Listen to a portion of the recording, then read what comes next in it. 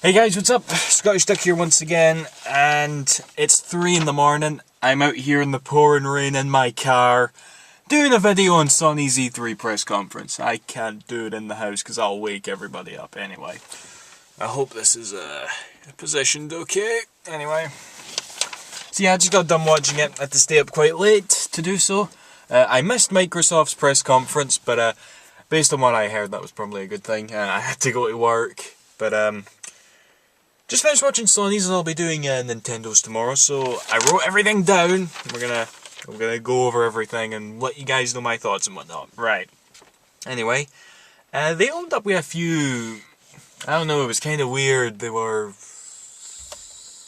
few technical difficulties. I don't know. Anyway, when the conference started, they gave a little montage. It was all like PS3 stuff, little snippets of things we knew and all that. Which was cool, and then Jack came out, you know, the CEO of Sony of America, I think he is. He apologised for the PSN outage, you know, which was cool. You know, it's good that they got that out of the way. I was expecting Kevin Butler to do that. That would have been pretty funny, you know. But Kevin Butler wasn't at the conference at all. You know, he was like the highlight of last year's conference. You know, I loved seeing him there, but he wasn't there this time, so I don't know.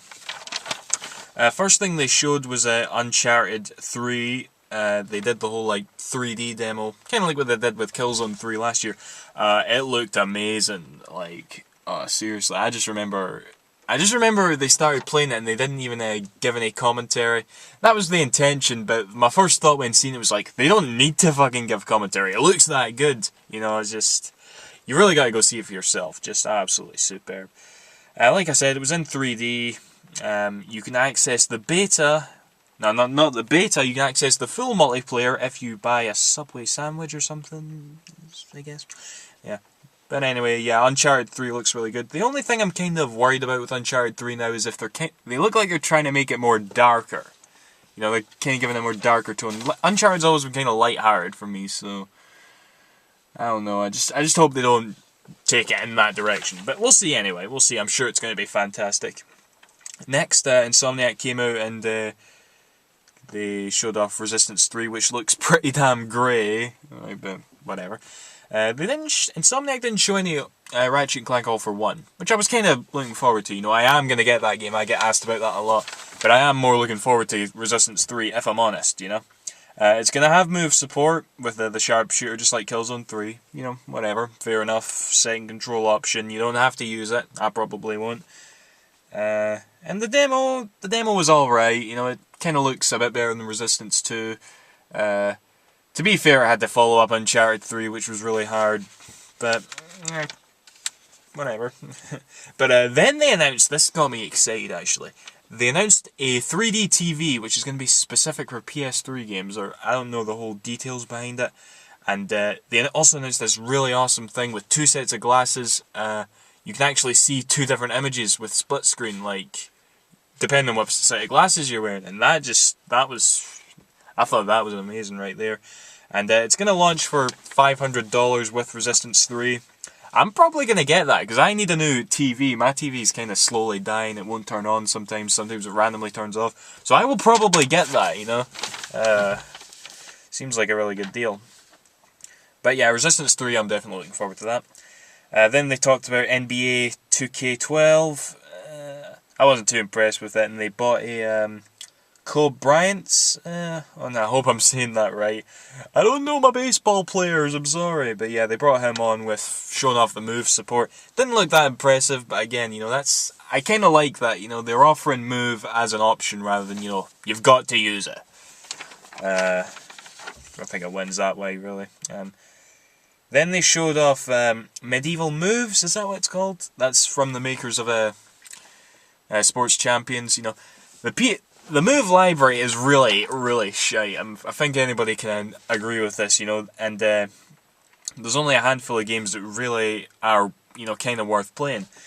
This one, it looks alright, I suppose. It's kind of on rails. You can pull out arrows and sword play and shielding and shit.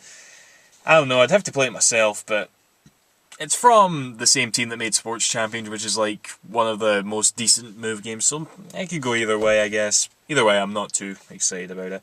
And they showed off sort of like a little screen of upcoming Move games, and up there was 007. And I was thinking, are they going to port GoldenEye on the Wii to the PS3 with Move support? That'd be kind of cool. I don't know. They didn't actually say that, it just said 007. It could be a whole new James Bond game altogether, but we'll see.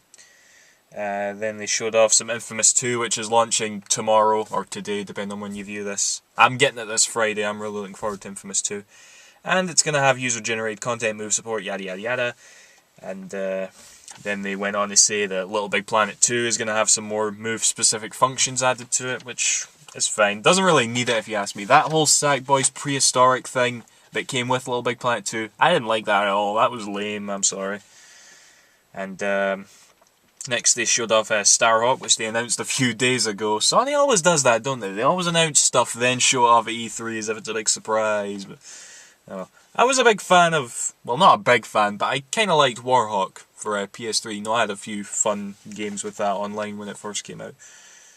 But I don't think I'll get it, anyway. But then they showed off Sly 4, and I was really happy to see that. You know, as you guys know, I've sort of recently got into the Sly games, so that was pretty cool.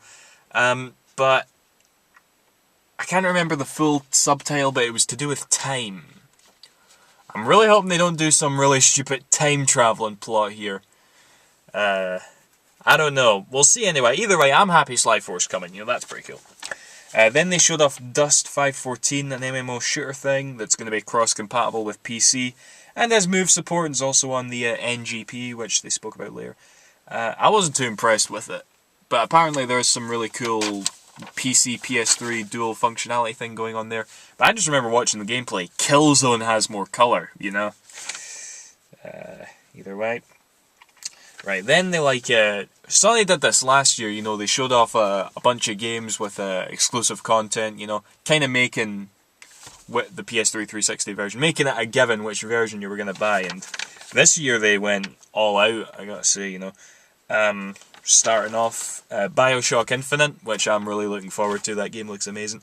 It's going to come with a free copy of Bioshock the first one, just right there on the disc, you know. They actually had the creator of Bioshock come up and talk about PlayStation Move. They kind of pulled a Gabe Newell there, you know, they had like a game developer who talked trash about something to do with PS3, and they just asked him to come on and say, hey, here, talk nice things, please. So, yeah, he came on, talked about PlayStation Move and NGP for a little bit, so it's gonna have Move support, whatever. I'll be getting it on PS3 anyway. Right, also, PS3 is gonna have exclusive content on Saints Row 3, the upcoming Star Trek game. SSX Deadly Ascent is going to have Mount Fuji as an exclusive level. That Need for Speed game, that's going to have extra cars. And Battlefield 3, which is going to come with Battlefield 1943 completely free on the same Blu-ray. Yeah, that's a really good lineup there. I'm pretty sure the Saints Row 3 and the Star Trek 3 is just Move-specific exclusive content, or maybe you can play it with the controller, I'm not too sure. Let me know if you know, guys, so yeah. Right, and the rest of the conference was pretty much talking about NGP, which was finalised as Vita, so it got that name. And they're having a partnership with AT&T, and the crowd was booing and shit. Kaz Hirai came on to talk about that. It's going to have cross-game chat. Cool. They showed off Uncharted Golden Abyss, which looks alright, you know, the NGP, you can sort of tell it's not got that Naughty Dog polish to it. That's kind of the vibe I got with it. It did look fair enough, you know, but it just looked like any other Uncharted game. They showed off kind of the touchscreen controls, and they actually looked okay, you know, and they didn't force the touch controls on you, you know, you could play it like a regular Uncharted game if you want, which was good. Then they showed off Ruin, which looked alright. Mod Nation Racers for Vita. That one actually looks... It was kind of lagging, that version, when I was watching it, you know. And I really hope they fix that, because one of the biggest problems with Mod Nation Racers on PS3 was the engine support, you know. It was just... it would lag all the time, and it was long loading times, you know. They really got to make that more refined if they're going to bring it to PS3. Also, you'll be able to download and play the tracks currently uploaded on the PS3 servers with your NGP. What else did they say? And yeah, that's kind of something they were really pushing with the Vita, you know, how it's basically a PS3 that you can take anywhere. There wasn't much exclusive stuff for it. It literally was just your PSP that you can take anywhere. Because they were showing with that Ruin game, you know, you can play it on the PSP, then transfer it to your PS3, and just play the exact same game. Hideo Kojima was talking about that a few days ago when Konami released those HD remakes of Metal Gear, Silent Hill, and Zone of the Enders that they're coming out with this year. Transparring, I think he called it, where you take like NGP and PS3 and you just basically alternate between the two consoles and playing the exact same game. That's what they're pushing NGP with. That's what they're doing with the NGP, I feel. And fair enough, I guess, but it would be good to see a bit more exclusive stuff for NGP, you know? Because Little Big Planet's coming to Vita. It's just going to be the same thing. Street Fighter X Tekken is coming to Vita with Cole as a exclusive character. I imagine he's going to be exclusive in the PS3 version as well. But yeah, that was pretty cool. But also, once again, that game kind of lagged a little. Hopefully this doesn't become a big issue with Vita games, you know, the lag. It could be just because it was in early development, or maybe it was rushed out, I don't know. It'll be fixed for launch, who knows, we'll see. Then they had a little Vita montage, and then Kaz Hirai gave the pricing for Vita. And it was actually pretty good. $250 for a Vita with no 3G, and $300 for a Vita with 3G. Okay, that's like, I was actually expecting them to come on and say $599 US just for old time's sake, but he didn't. But yeah, the one with no 3G is the exact same price as a 3DS right now. And as I've ranted about before, Nintendo really fucked, you know, the UK over with pricing. It was $250, but £230. That's ridiculous. They overcharged us like by 50 extra quid, more or less. If Sony doesn't dick us over with the pricing when they convert it to sterling, they showed off the euro and the yen, but not the sterling, sadly. So I don't know how that's going to turn out, but if they don't dick us over, I'll be impressed. But yeah, overall, I wasn't that impressed. Well, the Vita was okay, you know, but I'm really not looking forward to it because they didn't talk about this. I don't know if it's true or not. Let me know. But there's going to be no physical media for it. It's going to be all downloadable. That's what I've heard. I don't know if it's true. We'll see. But either way, that's a concept of it I really don't like. Because they're not really aiming for the 3DS with the Vita. You know, they're aiming for like the App Store, trying to make it more download-centric and whatnot. But like I said, we'll see in the coming months. But yeah, overall, that was a really good press conference, you know. I was one of the few people last year that actually liked Sony's E3 press conference. You know, I didn't think they were boring at all, I enjoyed it. But that one was better, definitely. So much better than Microsoft's. Like I said, I didn't watch Microsoft's, but I heard terrible, terrible things. But yeah, that's pretty much all I got to say. We didn't get to see The Last Guardian. That was kind of a given, you know. Actually, I forgot to mention, they did talk about the collections. They're coming out with God of War, the PSP games collection, and Ico and Shadow of the Colossus collection. Definitely looking forward to those, but yeah. Last Guardian is my most anticipated PS3 game right now. They didn't talk about it, but at least it's coming. But yeah, that's all we have to talk about anyway, guys. I'll be doing one for Nintendo also, so yeah. See you after. Thank you for watching. I'm going to bed. Bye-bye.